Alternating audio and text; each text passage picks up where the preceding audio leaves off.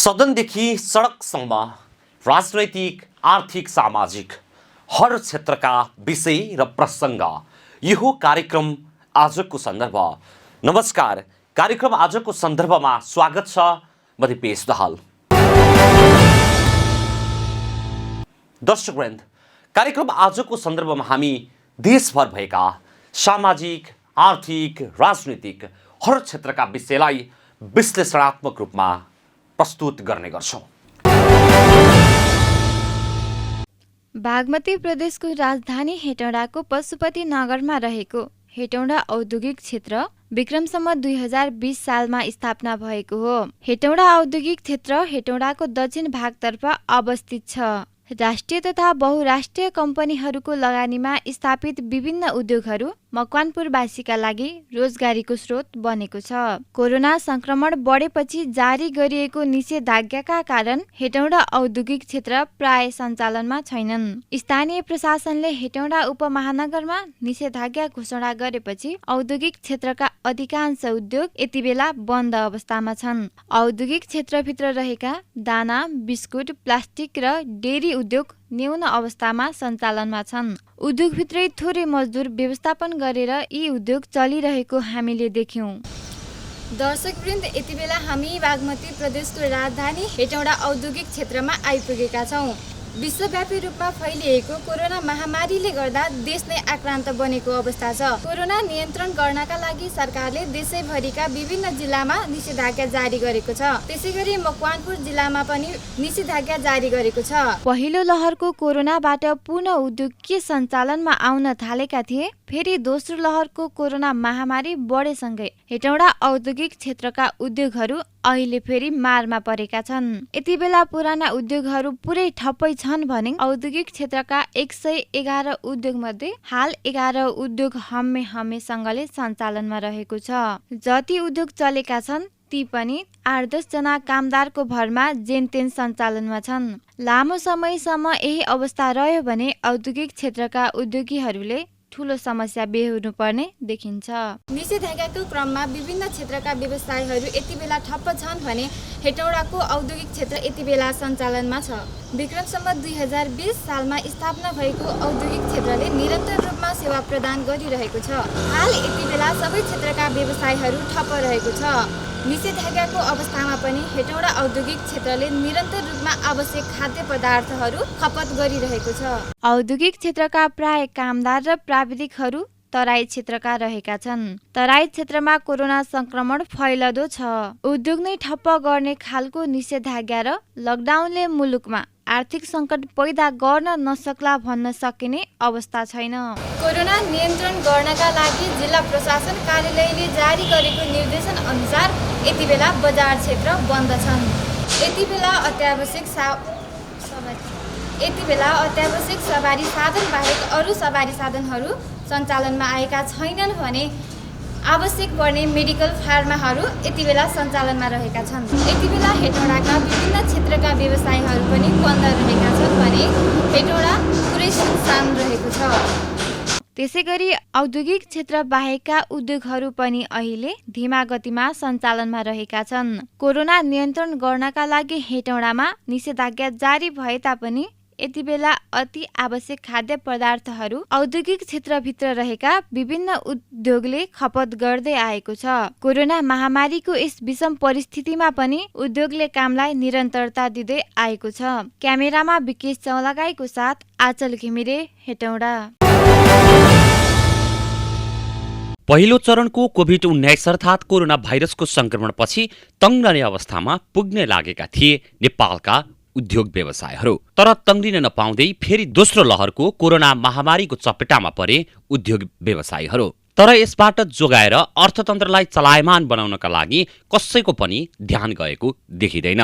नेपालमा अहिलेसम्म कोरोना भाइरसका कारण ठूलो मानवीय क्षति पुगेको छ भने कतिपय क्षेत्रमा प्रत्यक्ष प्रभाव परेको छ, त कतिपय क्षेत्रमा परेका प्रभाव अहिले देखिएका छैनन्। कोरोनाका कारण नेपालको औद्योगिक व्यवसाय र पर्यटन क्षेत्र सबैभन्दा बढी प्रभावित बनेको छ। होटल रेस्टुरेन्टको व्यापार ठप्प भएको छ। गतिविधि शून्य हुने अवस्थामा पुगेको यो क्षेत्र सबैभन्दा पहिलो हो।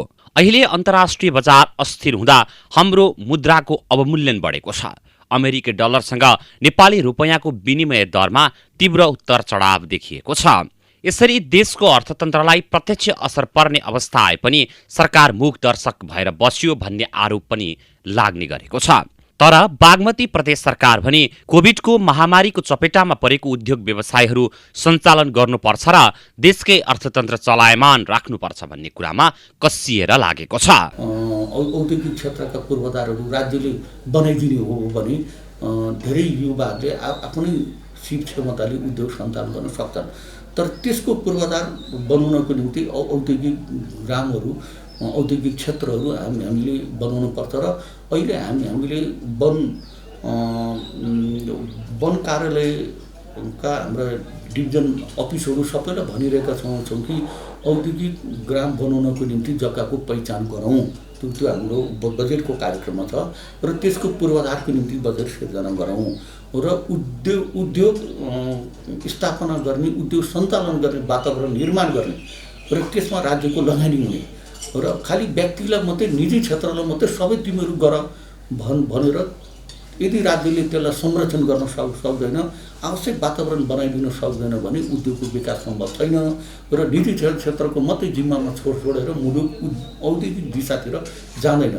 यो कुरा हामीले विगतका अनुभवबाट सिकेका हौँ र अब उद्योग व्यवसायलाई अगाडि बढाउनको निम्ति सरकारले पनि त्यत्तिकै भूमिका निर्वाह गर्नुपर्छ भनेर त्यही कुरा बुझेरै हामीले अहिले पूर्वाधारमा बजेट छुट्याएका छौँ। औद्योगिक ग्रामको पहिचान र त्यसको चाहिँ आवश्यक व्यवस्थापनमा हामी लागिरहेका छौँ र वनलाई पनि, वन हेर्दाखेरि हरियो मात्रै देखिने, तर वनभित्र चाहिँ रुखहरू मात्रै हुँदैन, त्यहाँ वन्यजन्तु मात्रै हुँदैन, त्यहाँ जडीबुटी मात्रै हुँदैन, वनसँग जोडिएको समाज पनि हुन्छ, गाउँ पनि हुन्छ, मानव समुदाय पनि छन् र तिनीहरूको विकासमा पनि त्यो वन चाहिँ उपयोगी हुनुपर्छ भन्ने मान्यता हामीले राख्छौँ। त्यसै गरी पानीको कुरा, पानी हरियो मात्रै हुँदैन, सफा सुन्दर खोलानाला मात्रै हुँदैनन्, त्योसँग जोडिएको समाज हुन्छ र ती ग्रामीण समुदायको जीवनस्तर उठाउन हाम्रा नदीहरू, हाम्रा जमिनहरू, हाम्रा वनहरू, हाम्रा प्राकृतिक सम्पदाहरूलाई जनताको आर्थिक विकासको निम्ति भरपुर हामीले उपयोग गर्नुपर्छ। ती कुराहरूलाई हामीले विकासको एउटा अभिन्न अङ्ग बनाउनुपर्छ भनेर हामीले प्रत्येक चाहिँ पर्यटन क्षेत्रका पूर्वाधारहरूको बारेमा खाका बनाएका छौँ। बागमती प्रदेशभित्र होइन, हुन त कतिपय हामीले अहिलेसम्म गरेका पूर्वाधारहरू, चाहे त्यो देउडार निर्माणको कुरा गरौँ, चाहे त्यो चाहिँ अरू कतिपय भ्यू पोइन्टहरू चाहिँ होमस्टेका कुरा, विभिन्न चाहिँ कुराहरू हामीले परिकल्पना गरेर केही काम थालेका छौँ। तर त्यो पर्याप्त त छैन। तर अझै पनि हामीले पर्यटन क्षेत्रको विकास गर्न प्रत्येक गाउँपालिकामा एउटा गन्तव्य तयार गर्ने, एउटा प्रदेश निर्वाचन क्षेत्रमा एक गन्तव्य तयार गर्ने, नमुना गन्तव्यहरू, जसले गर्दाखेरि पर्यटकहरू खालि पहिला स्थापना भएका दुई चारवटा ठाउँमा मात्रै जाने तर नयाँ ठाउँ चाहिँ कहीँ पनि नपाउने, त्यस्तो स्थितिको अन्त्य गरेर धेरै पर्यटन क्षेत्रसँग जोडिएका गन्तव्यहरू निर्माण गर्ने, पूर्वाधारहरू सिर्जना गर्ने कुरामा हामीले बजेटको व्यवस्था गरेका छौँ। कोरोनाकै कारण उद्योगी व्यवसायहरूलाई मात्र होइन, उद्योगमा काम गर्ने श्रमिकको बिल्लीबाट हुने खतरा उत्तिकै छ। उद्योग व्यवसाय बन्द भएर उद्योगमा काम गर्ने श्रमिकसँगै आश्रित परिवारलाई हातमुख जोड्नसम्म हम्मे पर्ने अवस्था आइसकेको छ। तर यो अवस्था नआओस् भन्नका लागि बागमती प्रदेश सरकार स्थानीय तहसँग समन्वय गरेर अगाडि बढिरहेको प्रदेशका उद्योग, पर्यटन, वन तथा वातावरण मन्त्री सरेश नेपालको भनाइ छ। औद्योगिक क्षेत्रको विकासको बारेमा पनि पूर्वाधारहरू सिर्जना गर्ने बजेटहरू बनाएका छौँ। उद्यमीहरूलाई प्रोत्साहित गर्ने कार्यक्रमहरू ल्याएका छौँ। त्यसै गरी चाहिँ हामीले वन क्षेत्रलाई जनताको जीवनको परिवर्तनको एउटा आधार बनाउने भनेर वनमा आधारित उद्योगहरूलाई प्रोत्साहित गर्ने भन्ने नीतिहरू ल्याएका छौँ र वातावरणलाई संरक्षण गर्ने, हाम्रो प्रदेशमा झनै 70% जनसङ्ख्या चाहिँ सहरी क्षेत्रमा बसेको छ यो चाहिँ राजधानी मुलुककै राजधानी भएको प्रदेश पनि हो र ठुल्ठुला सहरहरू यही प्रदेशमा पर्छन् भने त्यहाँ वातावरण चाहिँ अस्वस्थ भएर चाहिँ जनताहरू चाहिँ यो वातावरणको कारणले होइन अब सहरहरू प्रदूषित हुँदै जाने र जनस्वास्थ्यमा त्यसले नराम्रो असर गर्ने विभिन्न समस्याहरू छन्। यो कुरालाई निराकरण गर्न पनि हामी लागिरहेका छौँ। भूक्षय बढेको छ, त्यसले प्राकृतिक विपदहरू बढाएको छ। त्यो कुरालाई कसरी नियन्त्रण गर्ने र मानव समुदायलाई कसरी प्राकृतिक विपदबाट जोगाउने, सुरक्षित गर्ने भन्ने पनि केही योजनाहरू बनाएका छौँ र नयाँ एकीकृत बस्तीहरू निर्माण गर्ने र चाहिँ यो चाहिँ प्राकृतिक प्रकोपबाट विस्थापित भएका समुदायहरूलाई उनीहरूलाई चाहिँ सुरक्षित गर्ने र यी यस्ता किसिमका नीतिहरू निर्माण गरेका छौँ। कृषि प्रधान मुलुक नेपाल, जहाँ हजारौं हेक्टर जमिन खेती योग्य छ, तर विडम्बना भन्नुपर्छ नेपालका ग्रामीण क्षेत्रको खेती योग्य जमिन सबै बाँझो छ। ग्रामीण क्षेत्रको जनसङ्ख्या सहर केन्द्रित हुँदा दक्ष जनशक्तिको अभाव छ ग्रामीण क्षेत्रमा। यो अभावलाई टार्नका लागि गाउँको खेती योग्य जमिनलाई बाँझो होइन हराभरा बनाउनु पर्छ भन्ने अभियानका साथ बागमती प्रदेश सरकारले प्रदेशका सबै गाउँपालिकामा एक औद्योगिक ग्राम स्थापना गर्ने लक्ष्य लिएको छ, जसले ग्रामीण भेगको उत्पादन सहर बजारसम्म पुर्याउनका लागि टेवा दिन सक्नेछ र कोरोना जस्तो महामारीको चपेटाबाट खान नपाउने समस्याको अन्त्य हुनेछ। र यो सबै कारणले म यहाँलाई के आग्रह गर्न चाहन्छु भने हामीले वातावरण विनाशमा ढुङ्गा गिटी बालुवाको प्रयोग, नदीको अनावश्यक दोहन, यो सबै कुराहरूले चाहिँ वातावरण बिग्रेको छ। पर्यटन व्यवसाय सङ्कटमा छ, हाम्रा ऱ्याफ्टिङ व्यवसायहरू सङ्कटमा छन् भन्ने कुराहरू पनि आएको छ।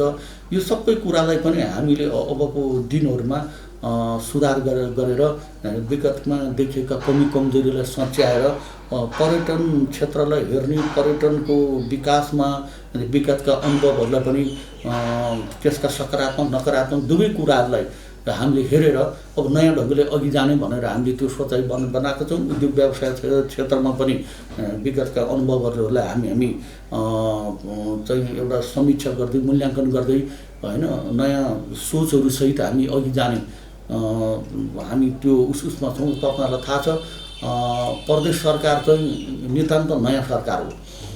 सङ्घीय सरकार जस्तो, स्थानीय सरकार जस्तो धेरै पहिलादेखि क्रियाशील सरकार यो होइन र यसले विकासको विस्तृत अध्ययन, आयोजनाहरूको विस्तृत अध्ययन चाहिँ आफैले गर्नुपर्छ, भर्खरै सुरु गर्नुपर्छ र आफ्नो अनुभवबाट आफै खारिँदै त्यहाँबाट उत्पन्न भएका परिणामहरूबाट हामीले सिक्दै र नयाँ ढङ्गले अघि बढ्दै जाने हामीमा त्यो अवसर पनि छ। त्यो अवसरको हामी भरपुर प्रयोग गर्नेछौँ। विश्व अर्थतन्त्रमा नेपालको उपस्थिति ठूलो नहुँदा र विश्व बजारमा उल्लेखनीय उपस्थिति नहुँदा नेपालको अर्थतन्त्रमा सोझो प्रभाव कम पर्न सक्छ। उदाहरणका लागि डाउ जोन्स घट्यो भने बीएसई पनि घट्छ भन्ने जस्तो अवस्था नेपालमा छैन। नेपालबाट जम्मा 1 खर्ब रुपैयाँको निकासी हुन्छ।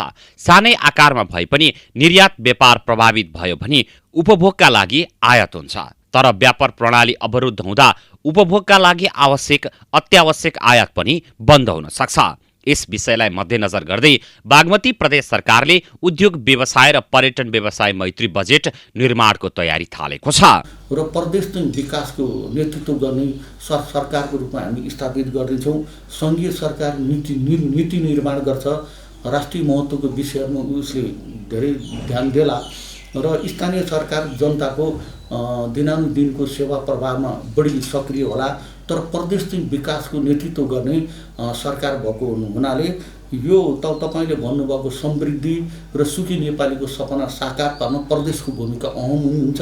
प्रदेश नै बढी जिम्मेदार चाहिँ सरकार हो यो विकासको दृष्टिकोणले हेर्दा र अघि पनि भने सबैभन्दा रोजगारी सिर्जना गराएर यो समृद्धि र सुखी नेपालीको सपना साकार पार्नको निम्ति जवाफदेही जिम्मेवार मन्त्रालय भनेको यही उद्योग पर्यटन वन तथा वातावरण मन्त्रालय हो त्यो कुरालाई हामीले राम्रोसँग बुझेका छौँ, आत्मसात गरेरै हामी अघि बढ्छौँ। नेपाल सरकारको सुखी नेपाली समृद्ध नेपालको राष्ट्रिय आकांक्षालाई आत्मसात गर्दै बागमती प्रदेश सरकारले सुसंस्कृत र सुखी जनता समाजवाद उन्मुख समृद्ध प्रदेशको दूरगामी सोच लिएर काम गरिरहेको छ। यो दूरगामी सोचलाई पूरा गर्नका लागि प्रदेशको उद्योग पर्यटन वन तथा वातावरण मन्त्रालयले काम गरिरहेको बागमती प्रदेशका उद्योग पर्यटन वन तथा वातावरण मन्त्री सरेश नेपालले बताउनुभयो।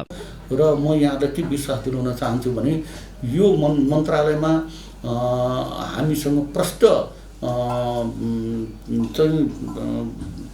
प्रष्ट योजनाहरू छन्। हामी एक आर्थिक वर्षभित्र कति रोजगारी सिर्जना गर्छौँ, हाम्रा उद्योगहरूले उत्पादनको वृद्धिको क्षमता कति बढाउँछौँ, हामी चाहिँ यो प्रदेशको जीवनमा, यो प्रदेशवासीहरूको जीवनमा परिवर्तन ल्याउन र आर्थिक गतिविधिलाई तीव्र बनाउन र यो महामारीसँग जुझ्न र जनताको गरिबी अभाव र विपन्नतालाई घटाउन र समृद्धिको हाम्रो महायात्रालाई अगाडि बढाउन के गर्छौँ, कहिलेसम्म के कस्ता योजना बनाएर अघि बढ्छौँ भन्ने कुराहरूमा हामी लागिरहेका छौँ। मन्त्रालय अहिले पुरानो बजेटको एकदम कार्यान्वयनको अन्तिम चरणमा छ, नयाँ बजेट निर्माणको प्रारम्भिक चरणमा छ र हामी कतिपय ऐन कानुनहरू कार्यविधिहरू निर्माण गरेर व्यवस्थित ढङ्गले विकासका योजनाहरूलाई अगाडि बढाउँदैछौँ, योजनाबद्ध ढङ्गले अगाडि बढाउँदैछौँ। हामीसँग आवधिक योजना पनि छन्, हामीसँग त्यही आधारमा वार्षिक योजनाहरू निर्माण गर्छौँ र योजना निर्माण गर्दा जनतासँग जोडिएर जनताको आवश्यकता र जनताको चाहना, हामीसँग स्रोत साधनको उपलब्धता, हाम्रो सामर्थ्य र त्यसै गरी चाहिँ त्यसको दिगोपना र त्यो लक्षित समुदायलाई समेट्न सक्ने प्रकृतिका योजनाहरूलाई हामीले प्राथमिकता दिएर अघि बढ्ने हो। हामी त्यो दिशातिर उन्मुख छौँ भन्ने म विश्वास दिलाउन चाहन्छु। उद्योग बन्द हुँदा रोजगारी सिर्जनामा असर पर्ने र गरिबी बढ्ने खतरा उत्तिकै बढेको छ। यति बेला यस्तो अवस्थामा केही राहतका कार्यक्रम ल्याएर औद्योगिक क्रियाकलाप विस्तारका लागि सरकारले कदम चाल्नु उत्तिकै जरुरी देखिन्छ।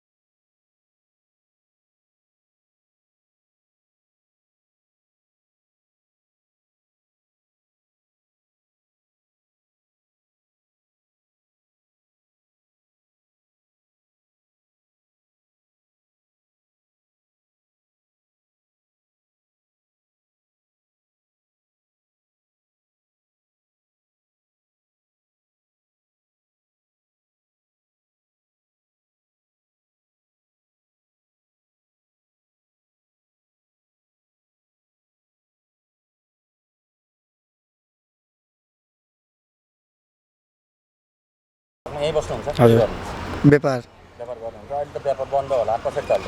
हजुर सर, के गर्ने त, कहाँबाट खाने त्यही हो। यहीँ गर्ने हो, बस्छ व्यापार गर्ने हो सर। घर हजुर काँक्रा सागर बेच्ने हो। अहिले व्यापार बन्द छ? बन्द छ सर। कस्तो तपाईँहरू व्यापार गरेर खाने मान्छेलाई कस्तो समस्या पर्छ? धेरै समस्या छन् सर, समस्या धेरै छन्। कहाँबाट खानु, 3 बच्चा छ, आमा छ, बुवा छ, कहाँबाट पाल्नु होइन र? अरू के समस्या छ? अब घरमा चामल छैन, दाल छैन, व्यापार गर्न दिँदैन सरकारले, खानु त पर्यो। सरकारले व्यापार गर्न नदिएको हो कि कोरोनाले व्यापार गर्न? कोरोना नगर्नु दिएको, खाने कहाँबाट सर? हाल उनलाई समस्या परेको छ। उनले गर्ने व्यवसाय बन्द छ। 1 पैसा आम्दानी हुने ठाउँ पनि छैन। उनलाई झन पिरलो छ घरबेटीले भाडा माग्दा। उनले व्यवसाय गरेर कमाएको पैसा सकिँदै गएको छ र घरबेटीले भाडा माग्ने क्रम पनि बढ्दै गएको छ। अब के भन्न चाहनुहुन्छ? जस्तो तपाईँ पहिला चाहिँ आफू सुरक्षित हुन चाहनुहुन्छ कि व्यापार गर्न चाहनुहुन्छ भने? एउटा एक हिसाबले सुरक्षित हुन नि सही कुरो होइन र? कि सरकारले चामलसँग दिनु पऱ्यो, हामीले पनि खानालाई त त्यो त गर्नु पऱ्यो नि त होइन र? अरू के समस्या छन् तपाईँ? अब समस्या त्यही हो, अब चामल छैन, घरमा दाल छैन, आलु छैन, भएको पैसा नि सक्नु लाग्छ। अब त्यो कहिले कति वर्षसम्म थाहा छैन होइन र त्यही हो सर भनाइ त्यही हो। यस्तै चन्दन शाह पनि हेटौँडा बस पार्कमा आएका गाडीका यात्रुलाई काँक्रो र पानी बेचेर बिहान बेलुका हातमुख जोड्दै आएका थिए। उनको पनि कथा उस्तै छ। कोरोनाबाट कसरी बच्ने एउटा चिन्ता त छँदैछ, अझ चिन्ता थपिएको छ कतै खान नपाइने पो हो कि। के काम गर्नु? पहिला बस पार्कमा हामी काँक्रो साङ्क्रो बेच्थ्यौँ, पानी सानी बेच्थ्यो। अब गाडी बन्द भएको छ र अब खानेपानीलाई पनि गाह्रो छ, कोठा भाडा मागे गर्छ। अब यस्तै यस्तो अब तपाईँहरूको असो अब हेर गर्नु पऱ्यो होइन। अब समस्या त धेरै छ हजुर, खानलाई पनि गाह्रो छ। अब पहिला त बस पार्कमा गाडी घोडा चल्ने बेलामा मान्छेले 2-4 पैसा कमाएर 4-5 कमाएर घर बालबच्चा पाल्न सकिन्थ्यो। अहिले त्यो पनि पाल्न गाह्रो छ। यति मात्र होइन, घर भाडा तिर्न उनलाई उत्तिकै गाह्रो छ।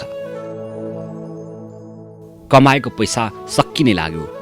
आफू मात्र पालिएर पनि भएन, परिवारको पेट पनि पाल्नु पर्यो। बिहान बेलुका हातमुख जोड्नका लागि समस्या हुने स्थिति आएपछि यी चन्दन शाहलाई झन् चिन्तित बनाएको छ। जस्तो यहाँभन्दा अगाडि पनि लकडाउन भएको थियो, योभन्दा पनि अगाडिको लकडाउनमा त अलिअलि तरकारीहरू बेच्न पाउँथ्यो। तरकारी बेच्नु त्यसमा त अलिअलि अब घरबाट चलाउन सकिन्थ्यो। अहिले त व्यापार गर्नु गयो भने नगरपालिकाले ढक्कन लिएर गइदिने, ठेला पनि उठाएर लिएर गइदिने, सामान फालिदिने, यस्तो पनि गरिरहेछ। अहिले तपाईँको चाहिँ पहिलो प्राथमिकता के हो? रोगबाट बस्नुपर्छ भन्ने प्राथमिकता हो कि व्यापार गर्न पाउनुपर्छ? होइन, रोगबाट त बच्नु पऱ्यो सर। पहिला त मेन त रोग हो। रोगले जान बच्यो भने त धेरै छ। यस्तो रोगबाट बच्नका लागि तपाईँले आफैले तपाईँको परिवारसँग बसेर के गरिरहनु भएको छ? अहिले त्यही घरतिर बसिरहेको, जे छ खाए बसे घरमै बसिरहेको छ अहिले। चन्दन शाह र बिटुसा रौनियार केवल प्रतिनिधि पात्रहरू मात्रै हुन्।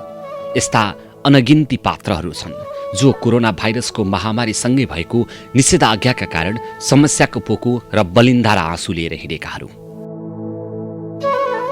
जसलाई बिहान बेलुका हातमुख जोड्नकै लागि धौ पर्ने गरेको छ।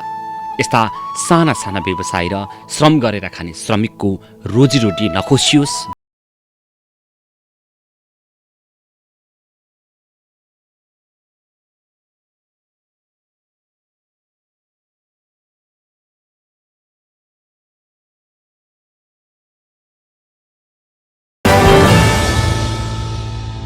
हवस् त, कार्यक्रम आजको सन्दर्भ आजलाई यति नै। भोलि फेरि नयाँ विषय र प्रसङ्गसहित उपस्थित हुने नै छौँ। तबसम्मका लागि आज्ञा दिनुहोस्। नमस्कार। तपाईँ भने हेर्दै गर्नुहोला बागमती प्रदेशको राजधानी हेटौडाबाट सञ्चालित पहिलो satellite television national gold television.